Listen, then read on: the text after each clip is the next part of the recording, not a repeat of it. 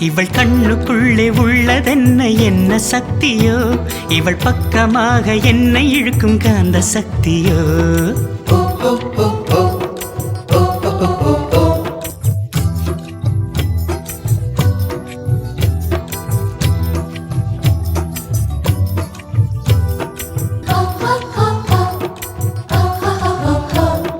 காதல் ஒரு பரமபதம் கண்ணிரண்டில் தாயம் விழும் ஏணி மேலே ஏறும்போது காதல் பாம்பு தீண்டினாள் விழாமலே இருக்க முடியுமா விழுந்து விட்டேன் காதல் வலையிலே